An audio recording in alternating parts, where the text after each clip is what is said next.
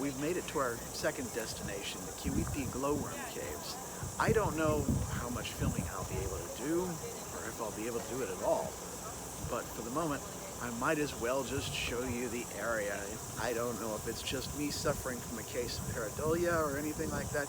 I know one of those stones behind me on the mountain looks like it's got a face and possibly even a body, like a tiki. But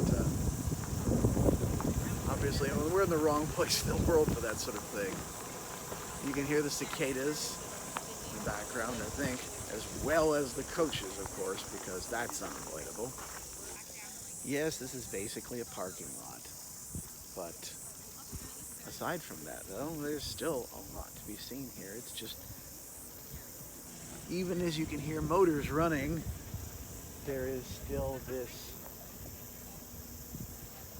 air of quiet and peace as well, if you know where to look for it. I apologize for that, honey, but there's few of us on this trip, only about 20 in the bus.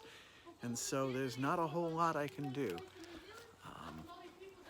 And to be honest, I'm not sure that the camera would do the glowworms justice.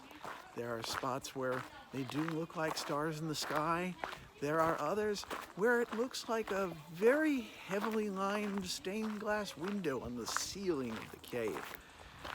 Of course, the object is not to look pretty, but to fool certain bugs that are flying in the cave that, oh, there's the open sky, and fly towards them, at which point they catch them with little strings that they dangle from themselves and eventually have them for dinner. It's a sort of gruesome process, but that's nature for you. It's a brutal eat and be eaten type of thing, but somehow or another, the Lord manages to make this whole process look really pretty. One other thing I should apologize for is the fact that quite often the Maori would bury their dead in caves in the early days. Although in some cases there have been places that have had floods and the dead bodies would float out and they're realizing, oh well, we can't do that here. This one was never used as such. Apparently, several centuries ago, a fugitive Maori woman fleeing an abusive husband holed up in this particular cave and lived there. And you don't bury people where you live. And so this has never been used as a burial site.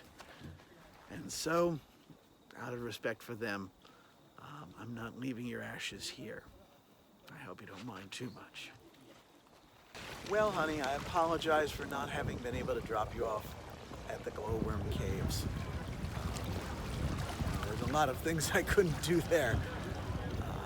But, for what it's worth, right here where the Bay of Islands is a nice rocky shore. It is not the same as the one outside the cottage, but by golly, it's not that far removed now, is it? So, I think I'm just going to leave a little bit of you here. And I hope you don't mind too much. Any more than you mind the other places I've left you. Whoa. Gotta make sure I don't fall over.